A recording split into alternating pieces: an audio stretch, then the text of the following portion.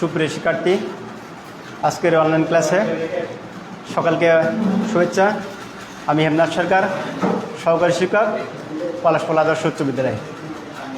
আশা করি তোমরা সবাই ভালো আছো এবং নিরাপদে আছো। আজকের আমরা সন্ধি নিয়ে আলোচনা করব। আশা করি ষষ্ঠ থেকে দশম শ্রেণীর সকল শিক্ষার্থীদের এটা বেশ উপকারে আসবে। আশা করি তোমরা এখন প্রস্তুত আছো। তাহলে আজকের চলে যাই মূল আলোচনায়, সন্ধিতে। তাহলে সন্ধি, প্রথমে দেখব সন্ধি শব্দের অর্থ কী। সন্ধি শব্দের অর্থ মিলন। সন্ধি শব্দের অর্থ কী বললাম? মিলন। তাহলে এখন প্রশ্ন জাগলো, সন্ধির অর্থ মিলন, কিসের মিলন? সন্ধির অর্থ হচ্ছে মিলন, ধ্বনির মিলন। কিসের মিলন? তাহলে ধ্বনির মিলন। তাহলে প্রথমে আমরা পেলাম সন্ধি, যার অর্থ মিলন। তারপর পেলাম কিসের মিলন? ধ্বনির মিলন। তাহলে সংজ্ঞার মধ্যে যদি যাই, তাহলে সংজ্ঞাটা সহজে আমরা বলতে পারি এরকম। আমি বলেছি মিলন, ধ্বনির মিলন। তাহলে বলতে পারি পরস্পর কাছাকাছি বা পাশাপাশি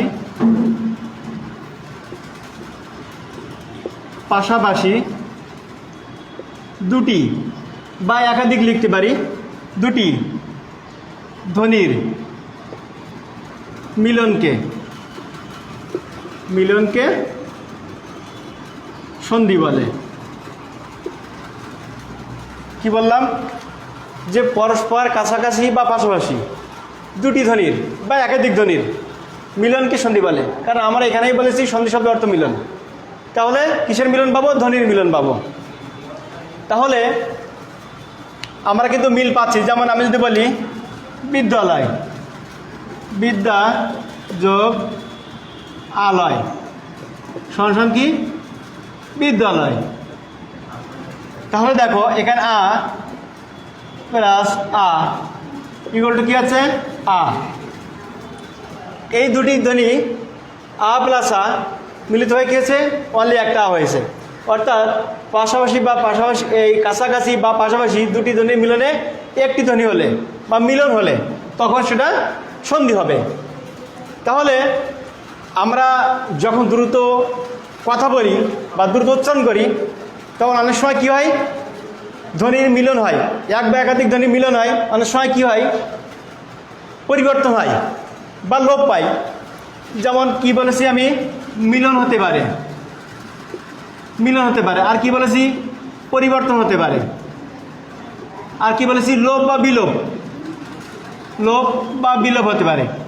এর জন্যে এটাকেও সন্ধি বলে। তাহলে আমরা বলতে পারি পরস্পর কাছাকাছি বা পাশাপাশি দুটি ধ্বনির মিলন, পরিবর্তন বা লোপ বা বিলোপকেও সন্ধি বলে। আমি কি বললাম? পরস্পর কাছাকাছি বা পাশাপাশি দুটি ধ্বনির মিলন, পরিবর্তন, লোপ বা বিলোপ, যাই বল না কেন, তাকে সন্ধি বলে।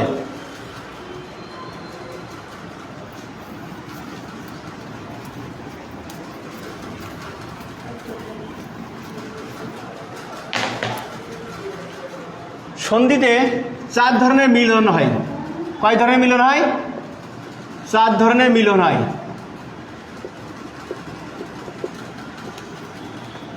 এক,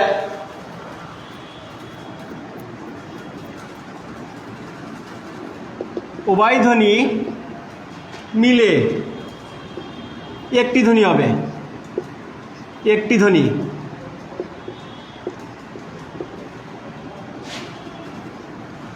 দুই, একটি ধ্বনি বদলে যায়। অনেক সময় একটি ধ্বনি বদলে যায়। 3, একটি ধ্বনি লোপ পায়, একটি ধ্বনি লোপ পায়। আবার উভয় ধ্বনি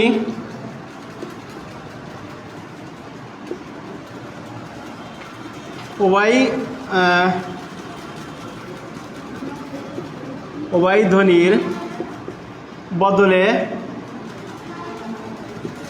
নতুন ধ্বনির সৃষ্টি হয়।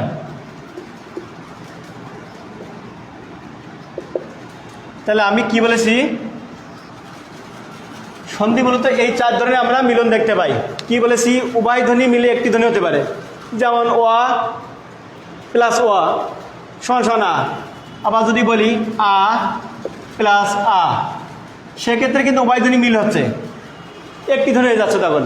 আবার একটি ধ্বনি অনেক সময় বদলে যায়, আবার কি আছে একটি ধ্বনি লোপ পাই, আবার উভয় ধ্বনি মিলে নতুন ধ্বনি সৃষ্টি হতে পারে। দেখবো আমরা বিভিন্ন উদাহরণের মাধ্যমে।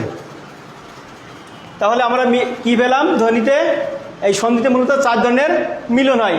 এই জিনিসটা আমাদের লক্ষ্য করতে হবে, যেন এমসিকিউতে আসতে পারে যে সন্ধিতে কয় ধরনের মিলন পাই। চার ধরনের মিলন পাই। উভয় ধ্বনি মিলে একটি ধ্বনি হবে, একটি ধ্বনি অনেক সময় বদলে যায়, একটি ধ্বনি লোপ পায়, আর উভয় ধ্বনির বদলে অনেক সময় নতুন ধ্বনির সৃষ্টি হয়। এবার আমরা দেখব সন্ধির উদ্দেশ্যটা কি, আসলে সন্ধি কেন প্রয়োজন। এর একটা উদ্দেশ্য তো অবশ্যই আছে। সন্ধির উদ্দেশ্য,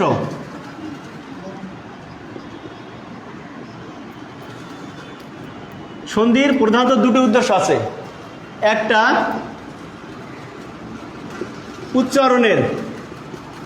উচ্চারণের সহজ প্রবণতা, অর্থাৎ সন্ধি করলে আমরা সহজে শব্দটা উচ্চারণ করতে পারি। দুই,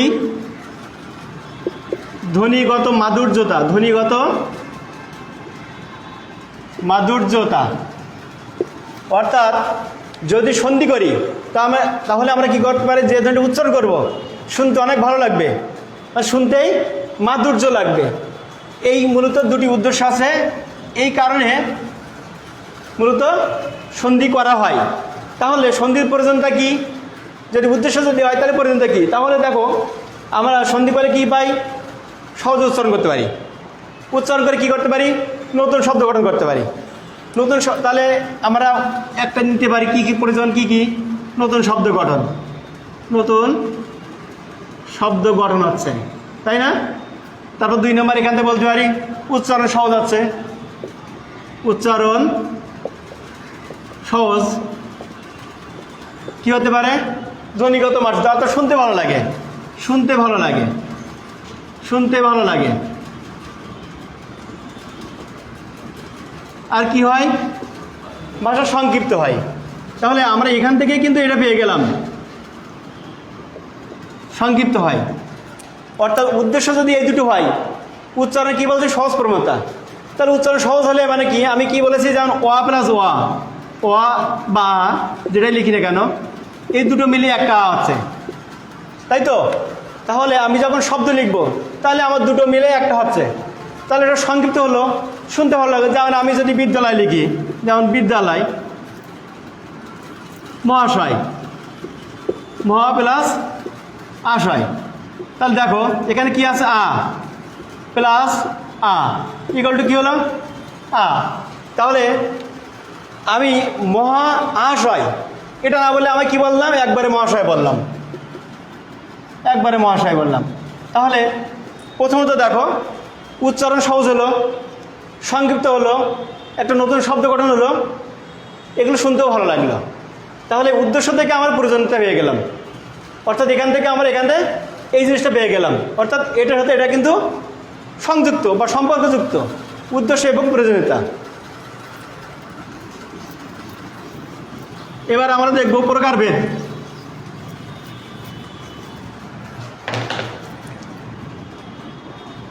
সন্ধি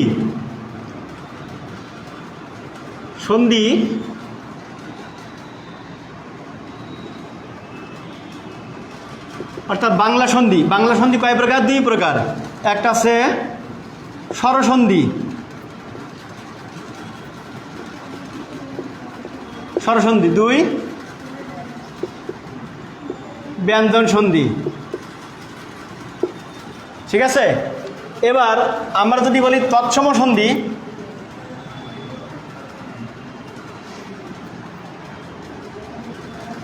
তৎসম বা সংস্কৃত।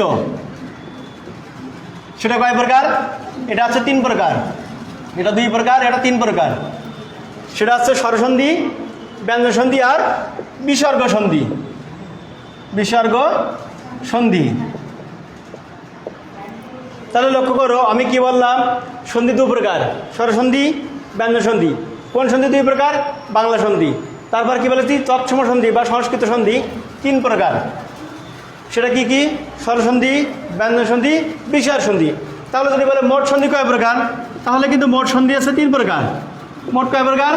3 প্রকার। কি কি? স্বরসন্ধি, ব্যঞ্জন সন্ধি, বিসর্গ সন্ধি। আজকে আমরা আলোচনা করব স্বরসন্ধি নিয়ে।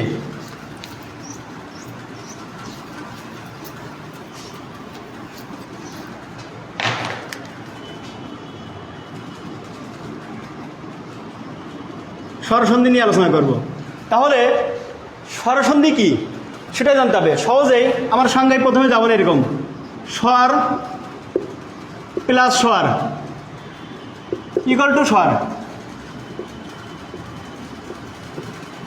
সংক্ষেপে অর্থাৎ স্বরসন্ধির সঙ্গে স্বরসন্ধি যুক্ত হলে সেটা স্বরসন্ধি হয়। অর্থাৎ স্বর যোগ স্বর equal to স্বরসন্ধি।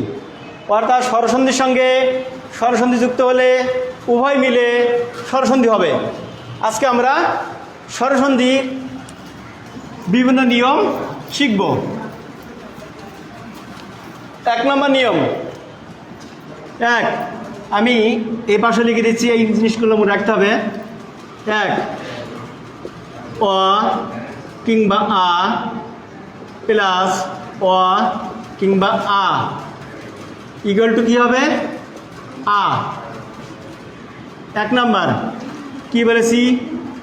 O a plus অ বা আ ইকুয়াল টু আ। লক্ষ্য করো প্রথম সূত্র, অ আ এরপরে যদি আবার অ বা আ যুক্ত হয় ওই মিলে কি হবে? আ হবে। যেমন আমি এটা যদি এইভাবে লিখি, অ প্লাস অ ইকুয়াল টু আ। 2 নাম্বার, অ প্লাস আ ইকুয়াল টু আ হবে। কারণ আমরা এটাকে যদি ভাঙি এই 4টে পেয়ে যাব আমরা। আর কি পাই? আ প্লাস অ, সেক্ষেত্রেও আমরা আ পাবো। 4 নম্বর কী পাবো? আ প্লাস আ, সেক্ষেত্রে আমরা আ পাবো। তাহলে দেখো আমরা অ প্লাস অ, সেখানেও আ পাবো। অ প্লাস আ পাই, যদি সেটাও আ পাবো এই দুটো যোগ করলে। অর্থাৎ এটাকে যদি আমরা ভাঙি বা বিশ্লেষণ করি তাহলে এই 4টে পেয়ে যাবো আমরা। তাহলে আমরা 1 নম্বর হচ্ছে এই 4টা পেয়ে যাব। তাহলে সহজ কথা বুঝতে পারছি আমরা, ওয়াকার কিংবা আকার, এরপরে যদি ওয়াকার বা আকার থাকে ওয়াই মিলে আকার হবে। এখন আমি 2-1টা সূত্রের মাধ্যমে 2-1টা উদাহরণের মাধ্যমে দেখার চেষ্টা করো। যেমন 59, ও প্লাস ও বলছে নব প্লাস অন্ন, হয় না? নবান্ন। অর্থাৎ এখানে কিন্তু অ আছে, এখানে অ আছে। এই যে অ প্লাস অ ইকুয়াল টু আ, অর্থাৎ এখানে সমাধান কী হবে? নবান্ন। অর্থাৎ এই যে আকার চলে আসছে। অর্থাৎ সূত্র কি আছে? ওয়াকার কিংবা আকার যুক্ত হলে ওয়াই মিলে আকার হবে। আকার পূর্ববর্ণ যুক্ত হবে। অর্থাৎ এই যে পূর্ববর্ণ নব ছিল হলো কি? নবা। ঠিক আছে? তাহলে ওয়াকার কিংবা আকার ওয়াই মিলে আকার হবে, আকার পূর্ববর্ণ যুক্ত হবে। এবার আমরা এটা লক্ষ্য দেখতে পাই। এলো উদাহরণ দেখি। যেমন জলাশয়, জল আশয়, কি? জলাশয়। জলাশয়। লক্ষ্য করো এখানে কি ছিল? অ ছিল না, এটা অ, এখানে আ। সূত্র কি ছিল? অ প্লাস আ ইকুয়াল টু কী হবে? আ। এই যে জলাশয়। একইভাবে আ প্লাস অ, সেটা আমরা কি পাই? আশাতীত। আশা প্লাস অতীত, আশাতীত।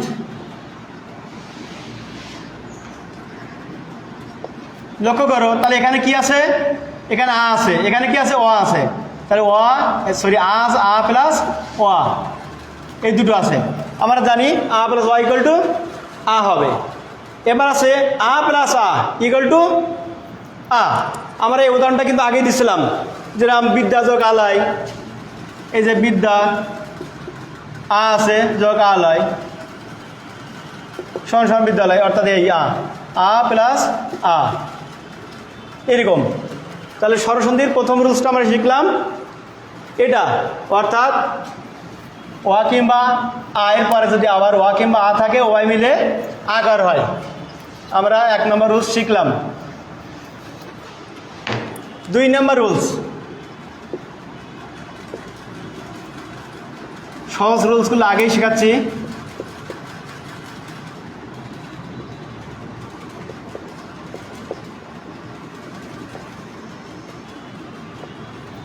দুই নম্বর রুলস কি বলছি?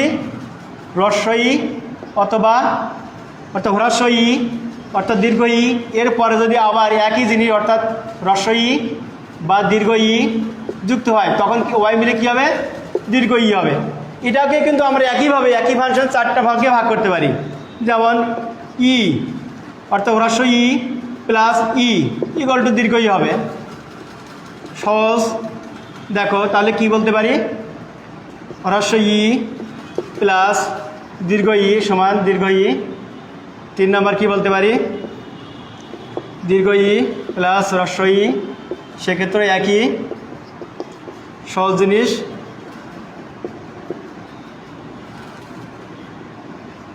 সেক্ষেত্রে এটা। তাহলে দেখো আমরা এটা ভেঙে এই 4টে পেয়ে গেলাম।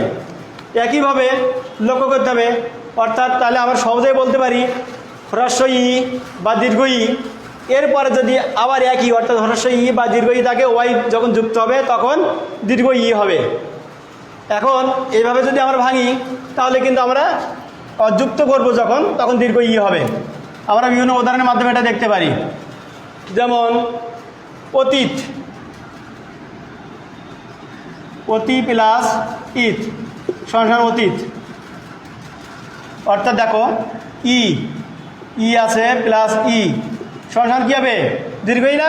এই যে দীর্ঘ-ই হলো, দীর্ঘ-ই পূর্ব বর্ণে যুক্ত হয়েছে। তারপর ই প্লাস দীর্ঘ-ই, সেক্ষেত্রে কী আছে? যেমন পরীক্ষা, পরি যোগ ইক্ষা সমান কি? পরীক্ষা। তাহলে এখানে লক্ষ্য করো, এখানে আছে ই দীর্ঘ-ই অর্থাৎ হ্রস্ব-ই বা দীর্ঘ-ই উভয় মিলে কি হলো? দীর্ঘ-ই অর্থাৎ দীর্ঘ-ই হলো। আর দীর্ঘ-ই প্লাস হ্রস্ব-ই সমান সমান আবার দীর্ঘ-ই হবে। সেক্ষেত্রে কেমন পাই আমরা? যেমন মহেন্দ্র, যেমন আমরা পেতে পারি মহেন্দ্র, মহি প্লাস ইন্দ্র সমান কি? মহেন্দ্র। দেখো এখানে আছে কি? দীর্ঘিকার, এখানে দীর্ঘ আছে না? এখানে ই আছে সমান দীর্ঘ হয়েছে। একইভাবে খুব সহজ এগুলো রুলস, দীর্ঘ-ই প্লাস দীর্ঘ-ই। সেক্ষেত্রে যেমন পৃথিবীশ্বর, যেমন পৃথিবী প্লাস ঈশ্বর, পৃথিবীশ্বর।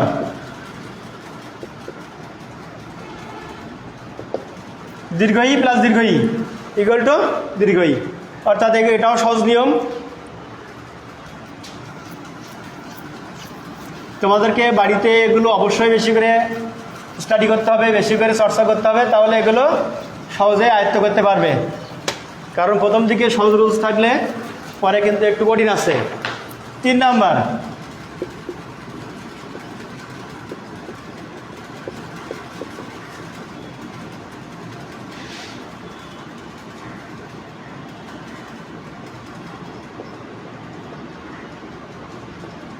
দেখো 3 নম্বর রুলসটা বলছি, উকার বা দীর্ঘকারের পরে, উকার বা দীর্ঘকারের পরে যদি আবার একই থাকে তো ওয়াই মিলে কী হয়? দীর্ঘকার হয়। সহজ কথায় যে আমরা এটা কেমন লিখতে পারি? এটা বা এটা এরপরে যদি একইভাবে হ্রস্বকার বা দীর্ঘকার থাকে, ওয়াই মিলে কিন্তু দীর্ঘকার হবে। মূলত এইটাই। যেমন আমরা বিভিন্ন উদাহরণের মধ্যে দেখতে পারি, যেমন এটা কিন্তু এটাওকে 4 ভাগে ভাগ করা যায় একইভাবে, যে উ প্লাস উ ইকুয়াল টু দীর্ঘ, তাই না?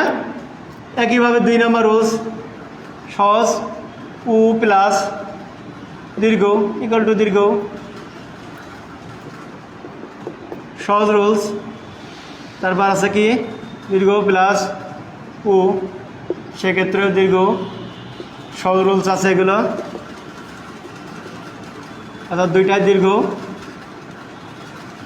সেক্ষেত্রে কী হবে, এটা হবে। এই 4টা। অর্থাৎ আমি যদি উদাহরণ না দিই, তোমরা এখানে বইতে অনেক উদাহরণ আছে দেখতে পাবে। অর্থাৎ আমরা বলতে চাচ্ছি যে উকার, অর্থাৎ সেটা হ্রস্ব হোক আর দীর্ঘকার হোক, এই দুটো যে কোনোভাবে যুক্ত হলে উভয় মিলে দীর্ঘকার হবে, উভয় মিলে সেটা দীর্ঘকার হবে। আমরা আরও যে একটা উদাহরণের মধ্যে এটা দেখতে পাই, যেমন লঘু, দেখো লঘু প্লাস উর্মি, দেখো তো তাহলে এটা কোন কিসের মধ্যে পড়ে? দেখো উকার আছে, অর্থাৎ এখানে হ্রস্ব উ আছে, এখানে কিন্তু উ আছে, আর এটা আজকে দীর্ঘ আছে, উর্মি, তাই তো? তাহলে এটা কি হবে? লঘু প্লাস লঘু উর্মি, অর্থাৎ এখানে দীর্ঘকার, তাই বলছে দীর্ঘকার বলছি না। তাহলে দেখো এটা কোন নিয়মে পড়ে? উ প্লাস দীর্ঘ, অর্থাৎ কোনটার মধ্যে পড়ে? এটার মধ্যে পড়ে। দেখো 2 নম্বর রুলসটার মধ্যে পড়ে, ওই মিলে এটা। তাহলে আমি যদি সব উদাহরণ দিই তাহলে লিখতে অনেক সময় লাগবে, আমি সহজে বলেছি। আমরা যে কোনোভাবে যদি এটাকে বিশ্লেষণ করি, অর্থাৎ এই 3 নম্বর রুলসটাকে যদি বিশ্লেষণ করি, যে কোনোভাবে এই 4টা হ্রস্ব উকার ডান পাশে থাক বা বাঁ পাশে থাক বা প্রথমে থাক বা শেষে থাক, উভয় মিল যুক্ত হলে কি হবে? দীর্ঘকার হবে। খুবই সহজ রুলস এটা। এবার আমরা দেখব একটু ভিন্ন। তাহলে দেখো এই 3টার দিকে লক্ষ্য করো, সেম সেম, অর্থাৎ পূর্বে কী ছিল? প্রথমাংশে যা ছিল অ আ, সে কেছে অ বা, এটা ছিল যা, শেষাংশে তাই। এবার আমরা দেখব একটু ভিন্ন। এবার দেখো 4 নম্বর রুলসটা বলছে ওয়া বা আ এরপর যদি এটা না থেকে যদি অন্য কিছু থাকে, অর্থাৎ যদি এটা থাকে ই বা দীর্ঘ ই, তখন কি হয়? তখন ইয়ে হয়। দেখো আগে আমরা কি শিখছিলাম? 1 নম্বর রুলসটা দেখো একটু ভালো করে। ওয়া বা এর পরে যদি একই যুক্ত হয় তাহলে আ হয়েছিল। এবার কি হয়েছে? ওয়া বা আ এরপরে যদি এটা থাকে, অর্থাৎ হ্রস্ব ই বা দীর্ঘই থাকে, ওয়াই মিলে যুক্ত হলে কি হবে? তো এ কার হবে। এটাকে যদি আমরা বিশ্লেষণ করি তাহলে কিন্তু আমরা ওই সেই 4টায় পেয়ে যাব, যেমন ওয়া প্লাস ই, তারপর কি পাবো? ওয়া পাবো, ওয়া প্লাস দীর্ঘ ই পাবো, আবার কি পাবো? আ প্লাস হ্রস্ব ই পাবো, আবার কি পাবো? আ প্লাস দীর্ঘ ই পাবো। অর্থাৎ সব মিলে কিন্তু যুক্ত হবে কি হবে? এ হবে। অর্থাৎ আমরা যদি এটাকে বিশ্লেষণ করি তাহলে এই 4টা ফাংশন পাবো। এই 4টা ফাংশন পাবো না? তাহলে এই 4টা যখনই কোনোভাবে যুক্ত হবে, অর্থাৎ প্রথম অংশে যদি ওয়া থাকে, পরের অংশে যদি ই থাকে, প্রথম অংশে যদি ওয়া থাকে, পরের অংশে যদি ই অর্থাৎ দীর্ঘই থাকে, আর পরে যদি হ্রস্ব ই থাকে, আর পরে যদি দীর্ঘই থাকে, এই উভয়টা যুক্ত করলে কি হবে? এ হবে। আমরা একটা দুটো উদাহরণ দিতে পারি।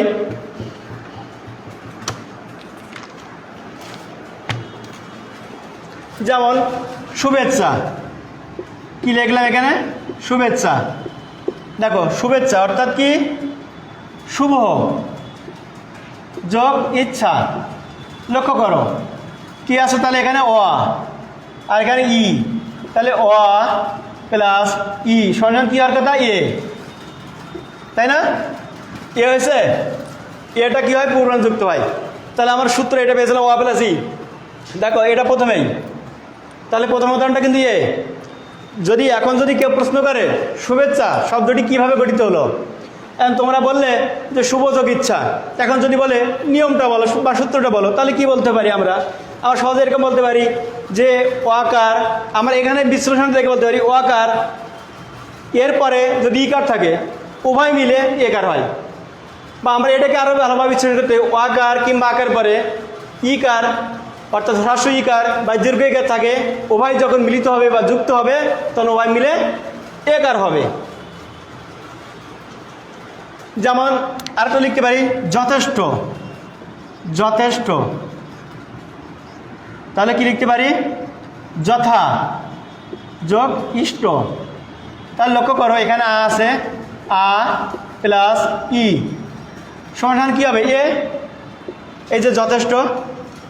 তাহলে লক্ষ্য করো যে কোনোভাবে আমরা যুক্ত করলে ওয়াকার কিংবা আয়ের পরে যদি এই দুটো থাকে অর্থাৎ হ্রস্ব ই বা দীর্ঘ ই থাকে, উভয় যখন যুক্ত করব তখন একার হবে। আমরা বিভিন্ন উদাহরণের মাধ্যমে দেখতে পাবো এটা কোনো ভুল নাই। অর্থাৎ ওয়াকার কিংবা আয়ের পরে যদি এটা যুক্ত থাকে অর্থাৎ হ্রস্ব ই বা দীর্ঘ থাকলে উভয় মিলে একার হবে। 4 নম্বর রুলস।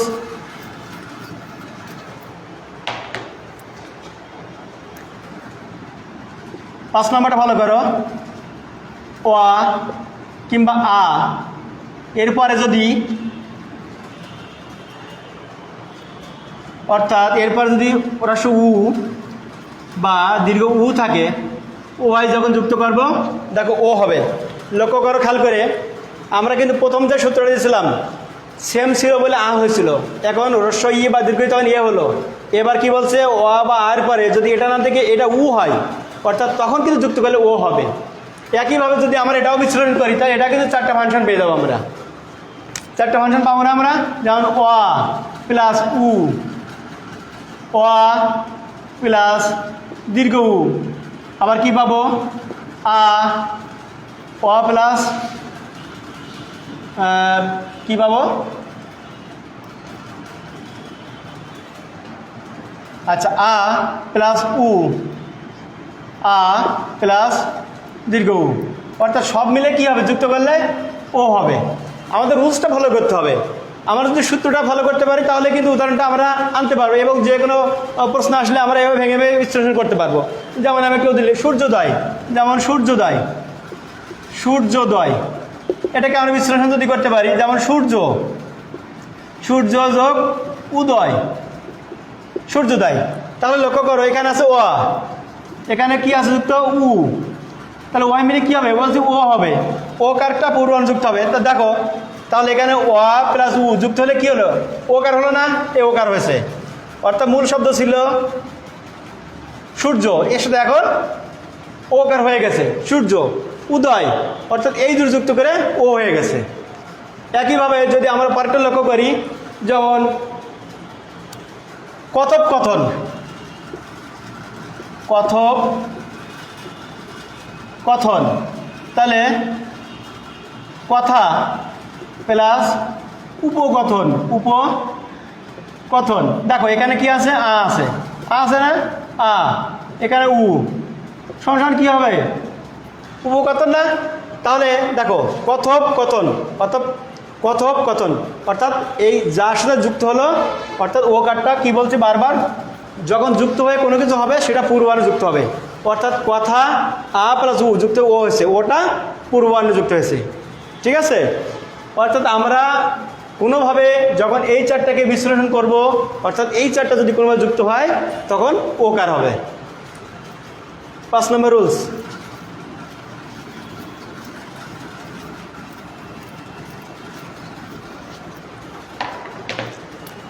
লক্ষ্য করো 6 নম্বর রুলসটা। অ বা আ এরপর যদি রি হয়, লক্ষ্য করো আমি কি বলেছি প্রথমে, এই 3টা কিন্তু প্রায় সেম জিনিস অর্থাৎ একই জাতীয় জিনিস যুক্ত হলে এটা হয়। এখন দেখো আমি প্রথমটাকে ভাঙছি অ বা আ, এরপরে প্রথম এটা ছিল পরে এটা, এখন রি। রি হলে কি হয় দেখব। রি হলে সম্ভবত ওয়ার হয়। রি হলে কি হয়? ওয়ার। যখন রি যুক্ত হবে ওয়ার হয়। যেমন ওয়া প্লাস রি, অ প্লাস রি, তাহলে কী হবে? আ প্লাস রি হবে কি? ওয়ার। এই ওয়ারটা কীভাবে যুক্ত হয়? ওয়ারটা রেফ আকার যুক্ত হয়। এই রেফটা তাহলে কোথায় হবে? পূর্ববর্ণ হবে, এটা রেফ আকারে হয়। যেমন দেবর্ষি, দেব প্লাস ঋষি সমান সমান কী হয়?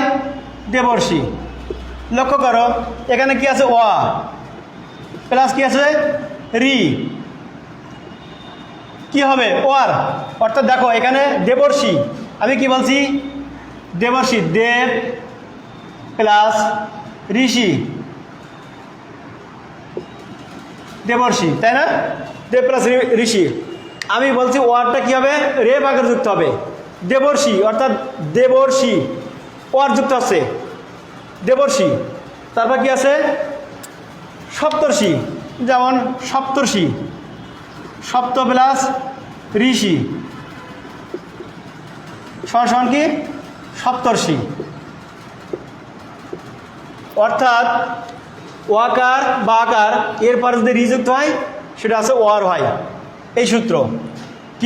কিন্তু 7 নম্বর রুলসে একটু দেখো আলাদা একটা আছে, ওয়াকার কিংবা আকার, এই রুলসটা একটু ভালো একটু আলাদা আবার কাছাকাছি। দেখো ওয়াকার কিংবা আকার উপরে আবার যদি রি হয়, আমি রি লিখবো না, কারণ রি লিখলে তোমরা এটা একটু উল্টো পাল্টা করে ফেলতে পারো, ঋত হয়, আমি এই শব্দটা লিখছি এই কারণে ঋত হয়, তাহলে কিন্তু আর হয়। লক্ষ্য করো অনেক বইতে এটাও কিন্তু রি লেখা আছে, ওয়াকার বা আকারের পরে রি থাকলে ওয়ার হয়, আর ওয়াকার কিংবা আকার বা ঋতু থাকলে আর হয়। তাহলে দেখো ঋতু মানে কি, এটাও কিন্তু রি আছে না, তাহলে তো ওয়ার উচ্চারণ কথা, কিন্তু আমি সেখানে সরাসরি ঋতু লিখলাম এই কারণে যখন আমরা বিশ্লেষণ করব তখন এই শব্দগুলো তোমরা একটু পার্থক্য দেখতে পাবে। যেমন শীতার্থ,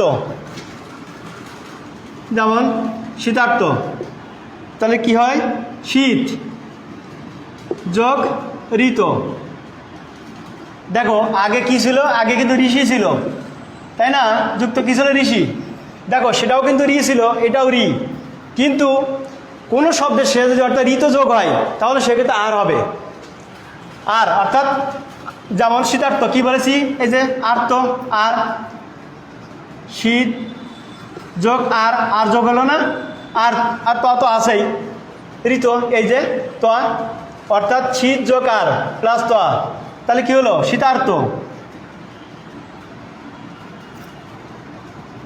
শীতার্থ, এই যে তো রে ভাগের যুক্ত হলো এটা, অর্থাৎ তাহলে আমরা বুঝতে পারছি অ প্লাস আ থাকলে শুধু এরপরে যে রি যুক্ত হলে ওর হবে, ওয়াকার কিংবা আর পরে ঋতু যোগ হলে আর হবে, একটু পার্থক্য। আমরা 7 নম্বর রুলসটা দেখলাম।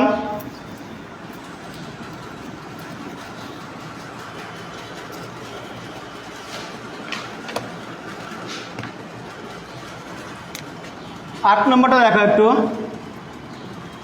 ওয়া কিংবা আ এরপর যদি ইয়ে বা ওই থাকে সেটা কি হয়, সেটা ওয়াই মিলে ওইকার হয়।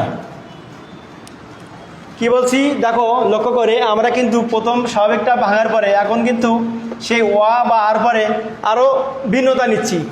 ওয়া সেই প্রথমে আছে ওয়া বা এরপরে কিন্তু দেখো এক একটা ভিন্ন ভিন্ন বলছে, ওয়া বা আর পরে ইয়ে বা ওই থাকলে ওয়াই মিলে কী হবে ওই হবে। তাহলে এটাকে যদি আমরা ভাঙি তাহলে কিন্তু ওই 4টা পেয়ে যাবো, যেমন ওয়া প্লাস এ, ওয়া প্লাস ওই, আ প্লাস এ, আ প্লাস ওই, তাহলে এটাকেও কিন্তু আমরা ওই 4টা ফাংশন পেয়ে যাব। যেমন জনৈক, জনৈক এটাকে ভাঙলে কি পাই, জন প্লাস 1, তাই না, তাহলে কি পেলাম এটা আমরা পেলাম ওয়া প্লাস কি পেলাম এ, তাই না, ওয়া প্লাস এ কী বলেছি সমান ওই হবে, ওই বলেছি না, এই যে ওয়া প্লাস এ ইকুয়াল টু ওই, অর্থাৎ ওইটা কয় পূর্বনাযুক্ত হয়। তাহলে আমরা এটাকে যদি 4টা বিশ্লেষণ করি যে কোনোভাবে যুক্ত হলে সেটা ওইকার হবে, আমরা যে কোনোভাবে যুক্ত করলে এটা ওইকার হবে। তাহলে আমরা যদি আরেকটা উদাহরণ দিই, যেমন মতৈক্য,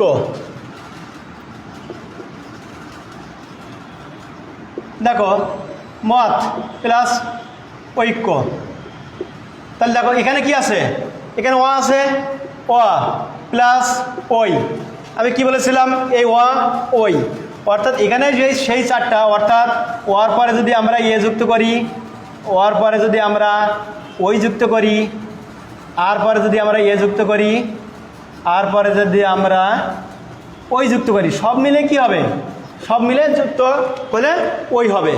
অর্থাৎ আমরা জনৈক বা বতৈক যাই দেখ না কেন আমরা এই যুক্ত করলে এইভাবে, অর্থাৎ ওয়ার পরে এ বা ওই থাকলে উভয় যখন যুক্ত করবো তখন ওইকার হবে।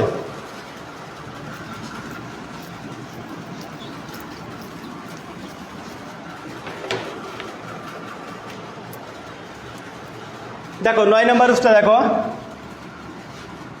অ বা আ এর পরে যদি ও থাকে বা ও থাকে সেটা কি হয়? ও হয়। লক্ষ্য করো, আমি শুধু এই রুলসগুলো লক্ষ্য করো। প্রথম স্বাভাবিক তিনটা, অর্থাৎ সাধারণ থাকলে এর প্রথম অংশে যা ছিল দ্বিতীয় অংশে তাই, তখন আ হলো, এটাও তাই, দীর্ঘই হলো। সেম সেম থাকলে অর্থাৎ দীর্ঘইটা হয়। আবার আমরা কি বলছি, ও বা আর পরে যখন সেম না হয়ে আমরা হ্রস্ব ই বা দীর্ঘই তখন ইয়ে হলো, যখন উ যুক্ত হলো ও হলো। ও বা আর পর যখন শুধু রি যুক্ত থাকবে তখন ওয়ার হবে। ও বা আর পর ঋতু যুক্ত থাকলে আর হবে। ও বা আ এরপরে এ বা ওই যুক্ত হলে ওই হবে। এবার ও বা আ এর সাথে যদি ও বা ও যুক্ত হয়, ওয়াই মিলে কী হবে? ও হয়। এটাকেও কিন্তু আমরা একইভাবে চারটাভাবে বিশ্লেষণ করতে পারি, যেমন ও প্লাস ও, ও প্লাস ও, তাই না? আ প্লাস ও, আ প্লাস ও, যে কোনোভাবে যুক্ত করি না কেন, যুক্ত করলেই কী হবে? এই ওটাও হবে। যে কোনোভাবে যুক্ত করলে আমরা ওটা পাবো, অর্থাৎ ওয়ের সাথে বা এর সাথে যদি ও বা ও যুক্ত হয়, যুক্ত করলে ও হবে। যেমন বনৌষধি, বনৌষধি, বনৌষধি, দেখো লক্ষ্য করো, ও বনৌষধি অর্থাৎ বন যোগ ওষুধি। তাহলে দেখো এখানে কি আছে? ও আছে, এখানে আছে ও, এখানে কি আছে? ও আছে। ওয়াই মিলে কী হবে? ও হবে। এটা হলো ওটা কোথায়? পূর্বানুযুক্ত হবে, অর্থাৎ ছিল বন, অর্থাৎ কী হলো? বন ছিল, ওটা হলো বনৌ, আর এই সদি বনৌষধি। 9 নম্বর সেটা গেল। অর্থাৎ আমি যে কোনোভাবে এই চারটে বিশ্লেষণ করে আমরা ওটা পেয়ে যাব। 10 নম্বর উৎস দেখো,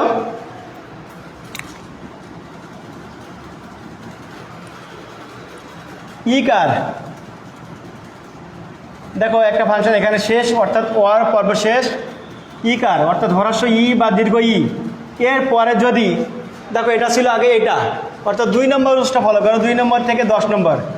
এরপর যদি সেম এটা না থেকে, অর্থাৎ এটা থাকবে না এখন, অর্থাৎ ওটা না থেকে যদি ভিন্ন কিছু হয়, ভিন্ন হয়, আমি কি বলেছি? যদি ভিন্ন হয়, লক্ষ্য করো আগে এটা ছিল 2 নম্বর, হ্রস্ব ই বা দীর্ঘ ইর পরে হ্রস্ব ই বা দীর্ঘ থাকলে দীর্ঘই হয়। এখন দেখো কি বলেছি, এই রুলসটা দেখো 2 এবং 10, অর্থাৎ প্রথম অংশ যদি হ্রস্ব ই বা দীর্ঘই থাকে এবং পরের অংশ যদি এটা না থেকে অন্য কিছু হয়, তাহলে আমরা দেখব কি পাই সেটা, তাহলে আমরা সেটা জফলা পাই। যেমন আমি কয়েকটি শব্দ লিখব, যেমন জফলাযুক্ত কয়েকটি শব্দ তোমরা লক্ষ্য করো, যেমন অত্যন্ত, যেমন ইত্যাদি। লক্ষ্য করো এই দুটো শব্দ যদি আমি বিশ্লেষণ করি, তাহলে অত্যন্ত, এই জফলা থাকলে সবসময় কি হয়? কি বলেছি? যদি সহজে লিখে দেই, জফলা, জফলা থাকলে ই অর্থাৎ হ্রস্ব ই বা দীর্ঘ ই হয়। দেখো যেমন অত্যন্ত কি বলেছি? অতি, জফলা আছে, শব্দটা জফলা আছে, অতি যোগ অন্ত, অত্যন্ত। ইত্যাদি, যেমন ইতি যোগ আদি। ইকার তাহলে দীর্ঘ ইকার হতে পারে, যেমন যেমন নদী যোগ অম্বু, সমান কি হয়? নদ্যম্বু, তাই তো? নদ্যম্বু। তাহলে লক্ষ্য করো জফলা থাকলে, অর্থাৎ শব্দটা নিচে এখানে জফলা আছে, এখানে জফলা আছে, এখানে জফলা আছে, এই কোনো শব্দে যদি এরকম জফলা থাকে, জফলা থাকলে কি হয়? যুক্ত হলে তার আগে হ্রস্ব ই বা দীর্ঘ ই হয়। আর আমরা যখন এভাবে যখন বিশ্লেষণ করব, অর্থাৎ ইকার হ্রস্ব ই বা দীর্ঘ ই এরপরে যদি অর্থাৎ সেম এই দুটো না থেকে যদি অন্য কিছু যুক্ত হয়, তখন জফলা যুক্ত হয়, তখন কি হয়? জফলা হয়। যেমন আমরা যেমন মৎস্যধার, মৎস্যধার এখানে জফল আছে তাই না, তাহলে কি লিখতে পারি মসি প্লাস আধার, মৎস্যধার। তাহলে লক্ষ্য করো এখানে কিন্তু ই আছে, অর্থাৎ এখানে কিন্তু দীর্ঘই আছে, আছে না, দীর্ঘই প্লাস আ আছে। আমি কি বলেছিলাম, অর্থাৎ এ প্রথমাংশে এটা পরে এটা থাকবে না, অন্য কিছু থাকবে, দেখো আ হলো, অর্থাৎ এটা কিন্তু ভিন্ন। আমার রুলসটা কি, এর পরে অর্থাৎ হ্রস্ব ই বা দীর্ঘ ইর পরে এইটা না থেকে যদি ভিন্ন কিছু থাকে তাহলে সেক্ষেত্রে জ বলা হয়। 10 নম্বর রুলস।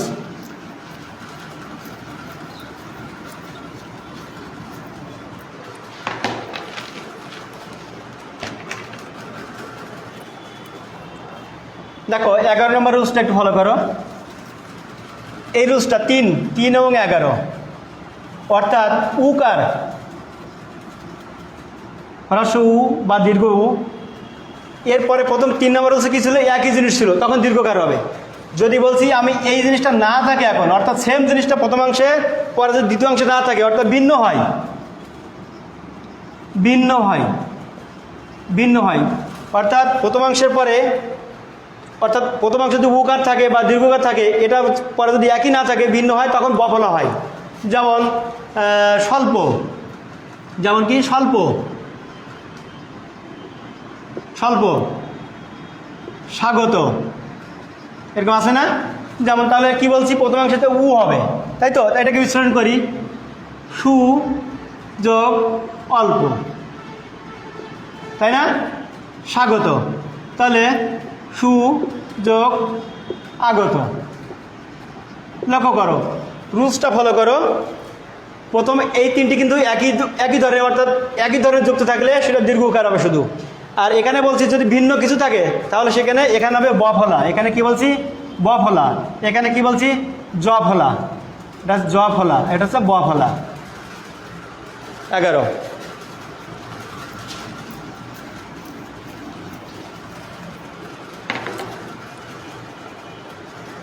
দেখো 12 নম্বর সূত্র, ইয়ে এবং ওই এরপরে যদি একই জিনিস, অর্থাৎ প্রথমাংশ যদি এ বা ওই থাকে, প্রথমাংশে কি থাকবে, এটা প্রথমাংশ, এরপরে যদি দ্বিতীয়াংশ অর্থাৎ যুক্ত যে অংশ করব সেই অংশ যদি এই সেম জিনিস না থাকে তাহলে কি হয়, তখন এর স্থানে এ থাকলে হবে ওয়াই, অর্থাৎ আমরা এটা লিখতে পারি এ থাকলে ওয়াই, অর্থাৎ এ থেকে ওয়াই, ওই থেকে আই, অর্থাৎ এ কার বা ওই কার এরপরে যদি এই একই জিনিস না থাকে, অর্থাৎ অন্য কিছু যুক্ত হয়, তাহলে এর স্থানে কী হবে ওয়াই, ওইয়ের স্থানে কী হবে আই। যেমন লবণ, যেমন শয়ন,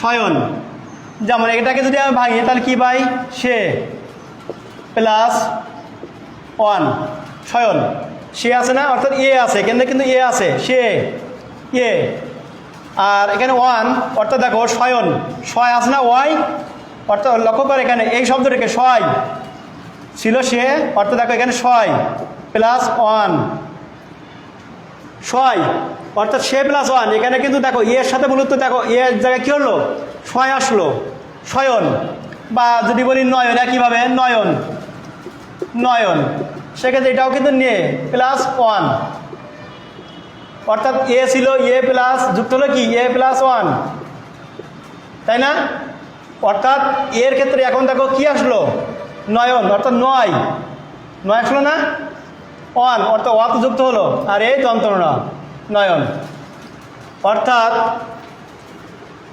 এ বা ওই এরপরে যদি সেম জিনিস যুক্ত না হয় অন্য কিছু যুক্ত হয় তাহলে এর স্থলে হবে ওয়াই এবং ওই স্থলে হবে আই। রুলস নাম্বার 13, যদি ও কিংবা ও এরপর যদি এই সেম জিনিসটা না হয় অন্য কিছু হয় তাহলে এর ক্ষেত্রে হবে অব, আর ও ক্ষেত্রে হবে আব। লক্ষ্য করো, প্রথমে এটা কি বলেছিলাম, এখানে বলেছিলাম ওয়াই, এখানে বলেছিলাম আই। কাছাকাছি ও থাকলে অব, ও থাকলে আব। অর্থাৎ সেম কিছু যুক্ত না হলে, যদি ভিন্ন কিছু যুক্ত হয় তখন ওর স্থলে অব, ও থাকলে আব। আমরা একটা উদাহরণ দেই, যেমন লবণ। এটাকে যদি আমরা লবণ উদাহরণ দেই, যেমন লবণ, লবণ সমান কি, লো যোগ ওয়ান, তাই না? কি আছে, যুক্ত হলো কি, যুক্ত হলো ও প্লাস ওয়ান, তাই না? এখন দেখো কি বলছি, অব যুক্ত হবে, অর্থাৎ ও এর ক্ষেত্রে কি হলো, ও ছিল, হলো কি অব, অব হলো না, তাই তো? এটা না, অর্থাৎ ও থাকলে অব আর ও থাকলে কি বলেছি, আব। যেমন ওর ক্ষেত্রে যেমন লিখি ভাবুক, ভাবুক, তাহলে কি হতে পারে, এটা বউ যোগ উক, ভাবুক, তাই না? অর্থাৎ দেখো যুক্ত হয়েছে কি, ও আছে আর উ আছে, অর্থাৎ এটা কিন্তু আমি কি বলেছি, ও এবং ও ভিন্ন, এখানে উ আছে, অর্থাৎ এটার সাথে এটা যুক্ত না, এটা আলাদা জিনিস।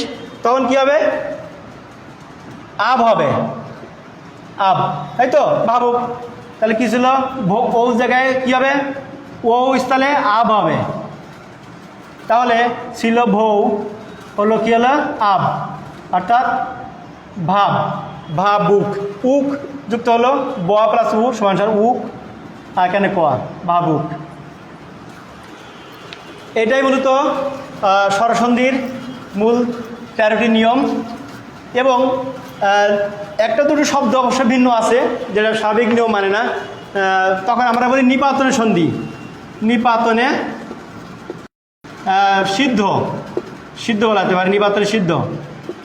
যেমন আমরা যদি বলি